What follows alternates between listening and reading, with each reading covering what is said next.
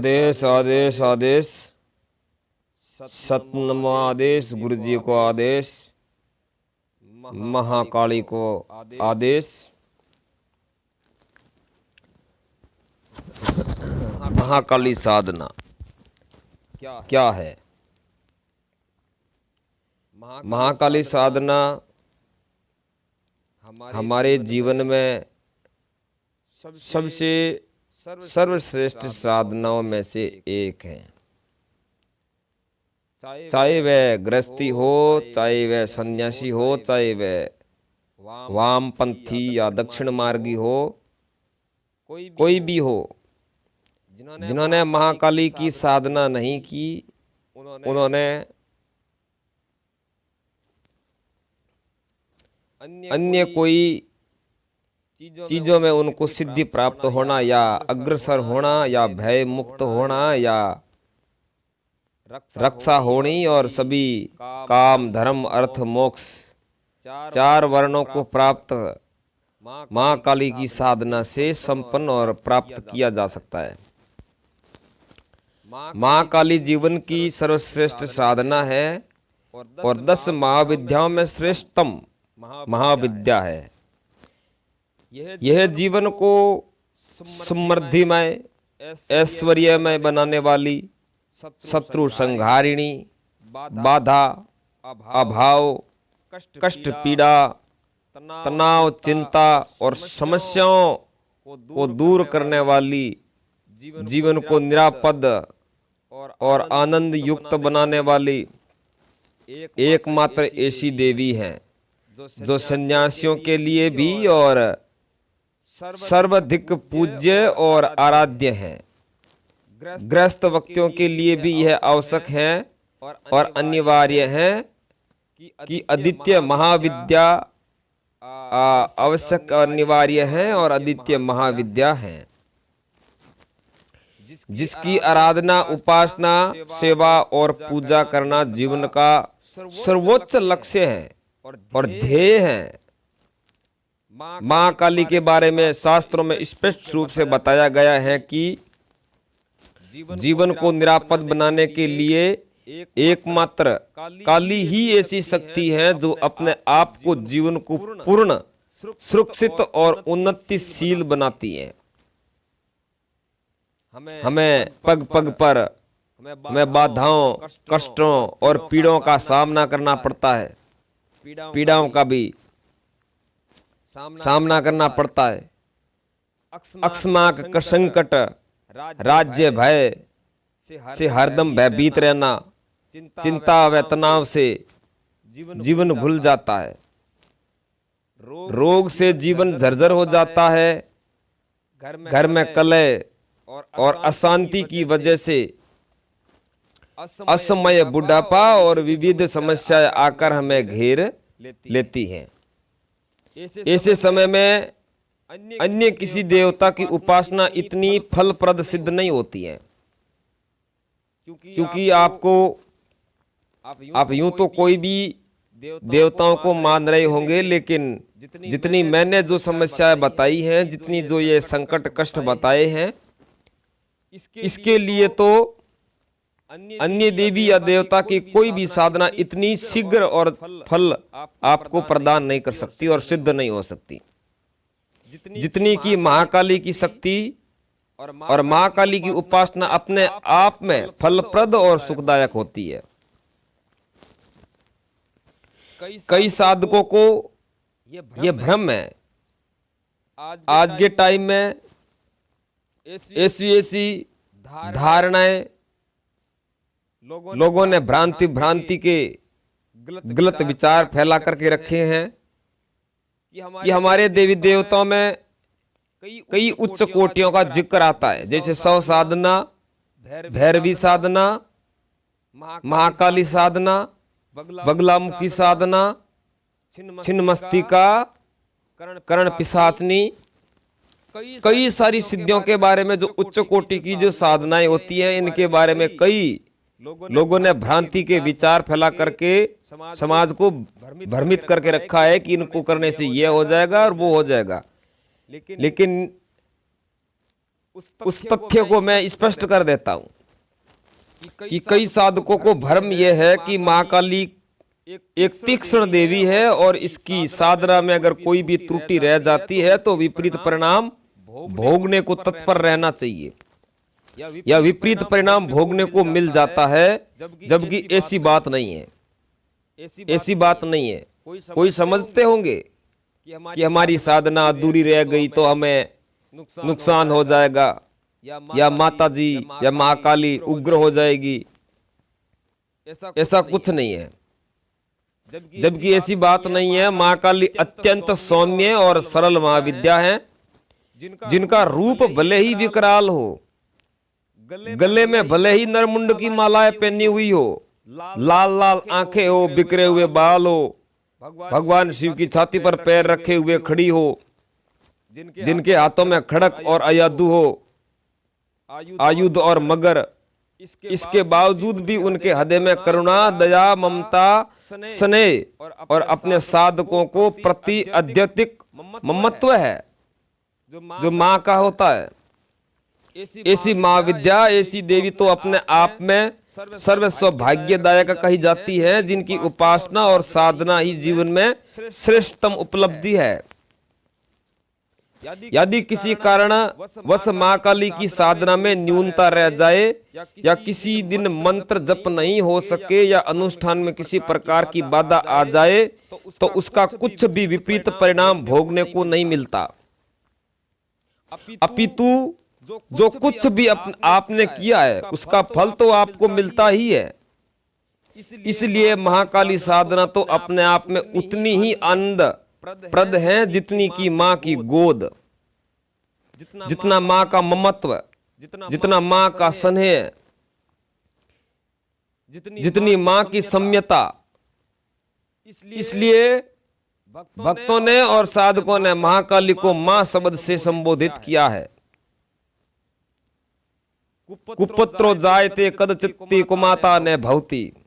शंकराचार्य की यह श्लोक जो मैंने अभी बोला है, यह शंकराचार्य की यह उक्ति महाकाली पर पूर्ण रूप से लागू होती है। यह पंक्ति जो है, कुपुत्रो जायते कवचिदपि कुमाता ने भवति, पूर्ण रूप से शंकराचार्य की यह पंक्ति लागू होती है। और उन्होंने स्पष्ट रूप से कहा है कि बेटा कुपुत्र हो सकता है, निर्लज्ज हो सकता है, झूठा हो सकता है, असत्य हो सकता है, छल में हो सकता है, किंतु कुमाता ने भवति, माता फिर भी कुमाता नहीं हो सकती, क्योंकि उनके हृदय में तो पुत्र के प्रति वात्सल्य है, प्रेम बना ही रहता है, चाहे पुत्र कितना ही बड़ा क्यों न हो जाए। मैंने सैकड़ों साधकों ने, योगियों ने और यतियों ने यह अनुभव किया है कि यदि जीवन में महाकाली साधना नहीं होती तो जीवन अपने आप में रसहीन हो जाता है। यदि जीवन में धन, ऐश्वर्य, भोग, विलास, सौभाग्यता प्राप्त करना है और शत्रु बाधा, कष्ट, पीड़ा व रोग, इन सभी से मुक्ति प्राप्त करनी है तो उन लोगों के लिए केवल एकमात्र उपाय मां काली की साधना ही है। जो एक बार मां काली साधना संपन्न कर लेता है, उसके लिए अन्य दूसरी साधना करने की कोई आवश्यकता ही नहीं रह पाती, क्योंकि वे अपने आप को पूर्ण साधना है। भोगम च मोक्षम च करस्य एवं भोग और मोक्ष दोनों को प्रदान करने वाली अगर किसी साधना को हम कहे तो वह महाकाली की साधना ही है। महाकाली पर साधना पर अनेक ग्रंथ लिखे हुए हैं। मंत्र महावर्ण, मंत्र महोदधि, मंत्र चैतन्य, मंत्र मथन, इन सभी ग्रंथों में महाकाली के रूपों और साधनाओं का वर्णन है। किंतु साधना तो वही सही है जिसे हम स्वयं अनुभव करें। पोथियों में लिखी हुई बातों पर यकीन करने से साधनाओं में सफलता नहीं मिल पाती। और पोथी पढ़ पढ़ करके आज कोई भी योगी, साधक, सन्यासी अपने आप को नहीं बन पाया कि किसी समय इन साधनाओं से किसी को सफलता मिली हो, परंतु मुझे किस साधना से, किस युक्ति से, किस तरकीब से सफलता मिलेगी, वह मेरे लिए ज्यादा उपयुक्त है। आज पूरे भारतवर्ष में सैकड़ों लोग ऐसे हैं जो केवल उस लकीर के फकीर बने हुए हैं, जो कुछ पोथियों में लिखा है उन्होंने अपने जीवन में अनुभव ही नहीं किया, और जिसने अनुभव किया वह थोड़ा सा परे हटकर कुछ लिख देता है तो सभी अपने आप में विचलित और बेचैन हो जाते हैं, क्योंकि उनके अहम पर ठोकर जो लग जाती है। मगर मुझे जो कुछ युक्ति, जो कुछ तरकीब, जो कुछ क्षमता, जो कुछ ज्ञान, कुछ चैतन्य जो गुरुदेव से मिलती है, मैंने उसी प्रकार से साधना को आप संपन्न करे। और साधना तो इस तरीके से संपन्न करने पर पहली बार ही आपको सफलता मिलेगी। मेरे लिए आश्चर्य की बात है कि अन्य साधनाएं 4-4 या 6-6 बार करने पर भी सफलताप्रद नहीं हो रही, वही मां काली की साधना पहली बार में आपकी सफल हो जाएगी। इनका मूल कारण है, और इनका मूल कारण भी था कि गुरुदेव या गुरु ने स्वयं इस महाकाली के रूप को संपन्न किया है, जो उस कुछ पुस्तकों से हटकर है, जो उनका अनुभव गम्य है। इस साधना को उन्होंने अपने सन्यासी या कई लोगों को ये साधनाएं आगे गुरु मुख से प्राप्त चलती है। ये कोई किसी पोथियों में नहीं लिखी है, नहीं ये किसी किताबों में लिखी है। यह साधना तो गुप्त है और गुरु शिष्य से ही चली आती है।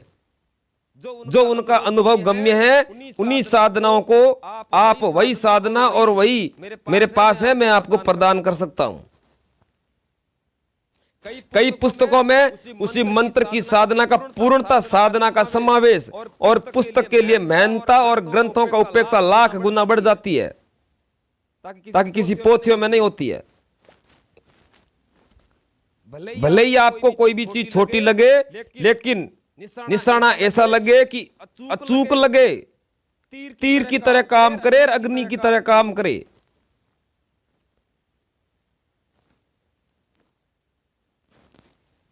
तो चाहे हमारा अनुभव है कि चाहे हम शैव हो, चाहे वैष्णव हो, चाहे शाक्त हो, अथवा किसी को धर्म को मानने वाले हो, किंतु हमारे जीवन में महाकाली की साधना नहीं है तो जीवन अपने आप में अपूर्ण है, न्यून है। हमारे जीवन में यदि महाकाली का स्वरूप अंकित नहीं है तो जीवन भयग्रस्त है। यदि हमें महाकाली का मंत्र स्मरण नहीं है तो हमारा हर समय भय से अंक्रांत रहेगा।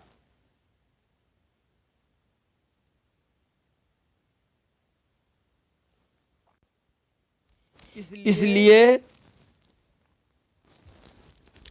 हमारे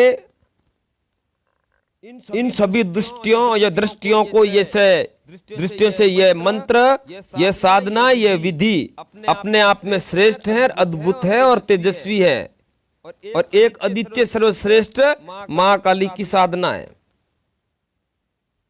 आपको कोई भी पुस्तक या अपनी पोथी अगर हाथ में दे तो मुझे आध्यात्मिक प्रसन्नता नहीं होगी, क्योंकि आपके प्रत्येक इस साधना को संपन्न करे और आप खुद देखें कि आपको पहले दिन से ही कितनी अनुकूलता प्राप्त होती है। यह एक विशिष्ट क्रिया है जिनके माध्यम से किसी आदमी के एकदम से उस ऊंचाई पर पहुंच जाता है जहां पहुंचने में कई वर्ष लगते हैं। यह एक ऐसी साधना है जो प्रत्येक व्यक्ति के लिए आवश्यक है, वह चाहे अमीर हो चाहे गरीब हो। तो हम उन महाकाली की साधना को आपको प्रदान कर रहे हैं, और यह साधना नवरात्रि में इतनी जबरदस्त सिद्ध होगी कि आपको बार बार करने की आवश्यकता नहीं है। इसलिए मैंने सोचा है कि मैं एक ऐसी साधना दूं जो सबसे तीक्ष्ण हो और प्रभाव युक्त हो, और साधक स्वयं अनुभव कर सके कि उनको और दूसरी हजारों साधनाएं भी उन्होंने की है, लेकिन उनसे हट करके एक साधना का इतना प्रभाव और इतना अनुभव हो कि उन्होंने जीवन में भी, अपने स्वप्न में भी नहीं सोचा।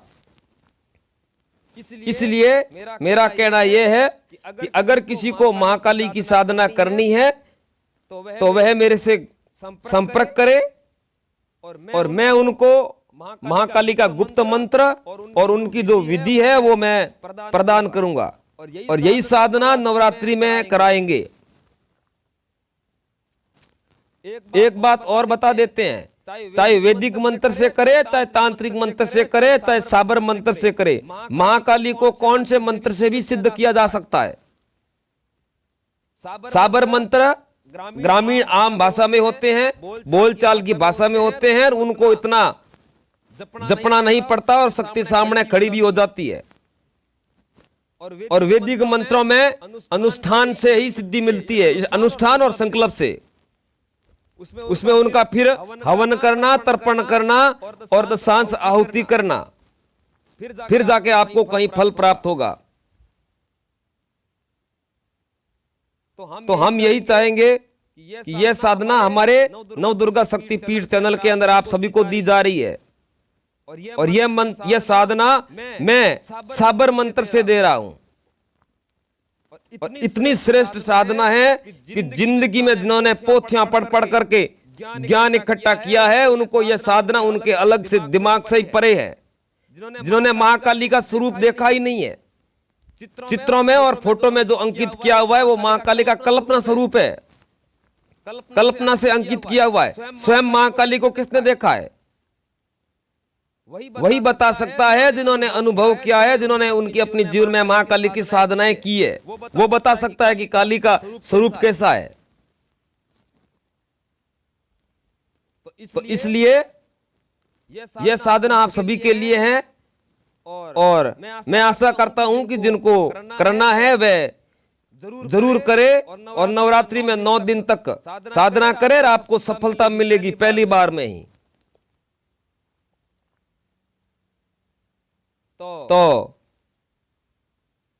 हम आगे दूसरी साधनाओं के ऊपर बात करेंगे। आज के लिए इतना ही था, और जिनको करना है वो जरूर करे, संपर्क कर लेवे। हमारे दिए हुए संस्थान के नंबर पर फोन करके साधना प्राप्त करे, और जो साधना का शुल्क होता है वह शुल्क जरूर प्रदान करे। और हमारे ग्रुप का भी निर्माण कर रहे हैं, जो नवरात्रि के अंदर विशेष साधनाओं का जो ग्रुप चलेगा वो 11 दिन की क्लास लगाई जाएगी, और 11 दिन की क्लास में जिनको शामिल होना है, जिनको साधना करनी है, जिन्होंने अपने जीवन में धक्के खाए हैं, पोथियां पड़ी हैं, भटके खाए हैं, उनको साधना नहीं मिली है, तो वह चाह करके हमारे अंदर आके शामिल होके और उन साधना को प्राप्त कर सकता है जिन्होंने अपने दिमाग से अपनी साधना लाइन से परे है। जय मां काली।